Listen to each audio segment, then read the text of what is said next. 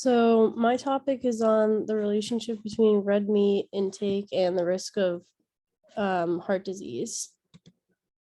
So consuming red meat daily makes you 3 times as likely to develop heart disease. Based on a study in the UK, people who eat red meat are 3 times more likely to develop a heart disease compared to people who eat a plant-based diet.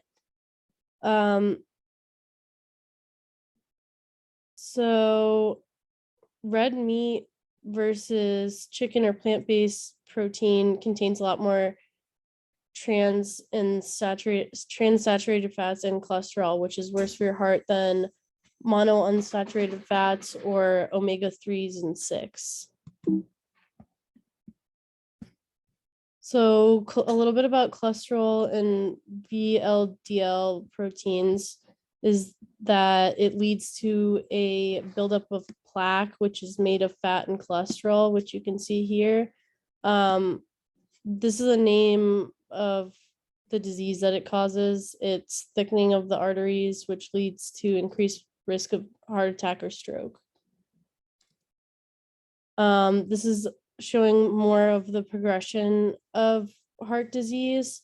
So it first starts out with damaged blood cells and plaque formation, which causes your arteries to stiffen and narrow, which decreases your blood flow to your heart. The last stage is a block or clot, which can lead to a heart attack or stroke. So a little bit more about omega-3s and 6. They are essential fats because your body can't produce them, and they help to raise your HDL levels, which then will lower your VLDL levels, lowering your risk for cardiovascular diseases. Most plant-based sources contain more of monounsaturated fats and omega-3s and 6s rather than trans fats, which is, like I said, better for your heart because it raises your HDL levels instead of VLDL levels or LDL levels. So this is a little bit about fat intake. So it's based on a 2,000 calorie diet, and 20 to 35% of your calories should be fat, which is 44 to 77 grams. And then these are some of the recommendations for what types of fats you should be consuming. So monounsaturated fats is about 15 to 20%, which that can make up your entire fat intake and you'd still be considered healthy. So polyunsaturated fats is about 5 to 10% saturated fats.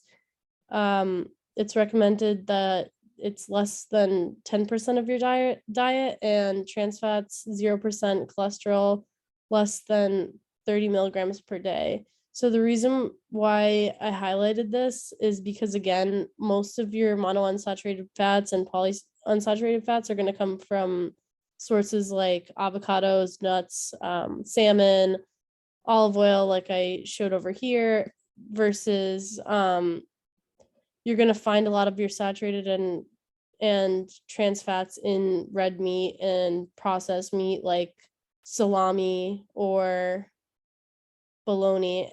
And it's also worth mentioning that the salt levels in these types of foods is a lot higher than any like plant-based fats.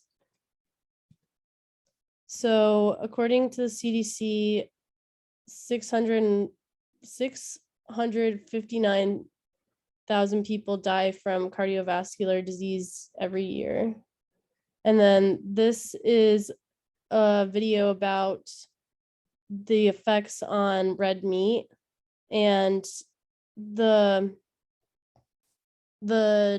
results that are seen from this is that they had people who consumed red meat daily had a 15% higher risk of heart disease and a 30% higher risk of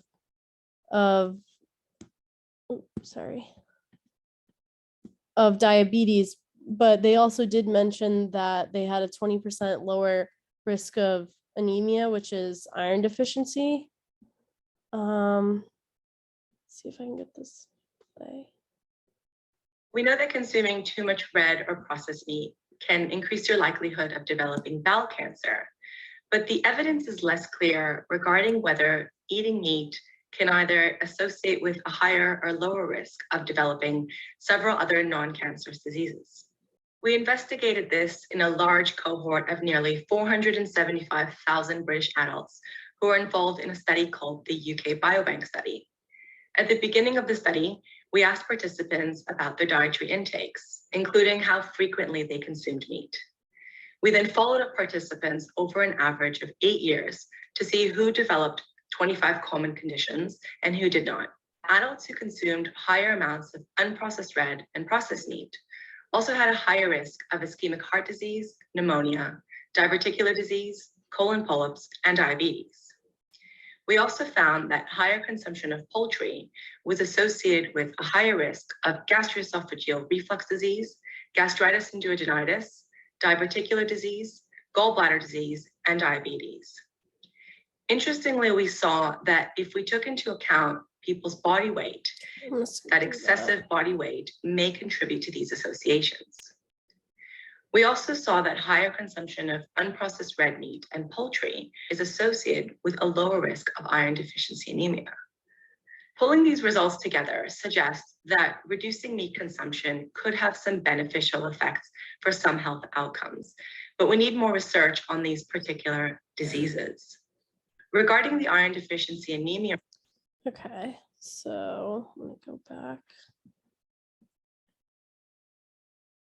So I added at the end some recipes that people could consider adding into like their rotation of dinners that are a little bit more heart healthy and contain fats that are better for your heart. So the first one, the ingredients are a little bit small, but I can read some of them out. So the first one is a bean burrito bowl, and that would be 2 cups cooked brown rice, and you'd get a lot of protein from your black beans. The avocado is a really good source of fat, and then it calls for low fat sour cream, onion, tortilla chips, and then the second one I have is lentil curry. So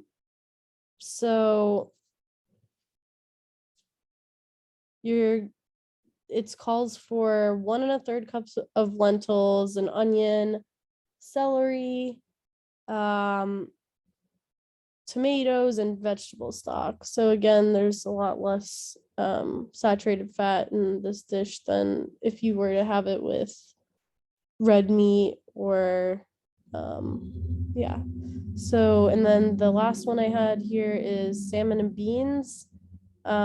This was like really low in fat, but you did get some from the olive oil and the salmon, and then you have your green beans and tomatoes. So I think that's it. All right. Thank you.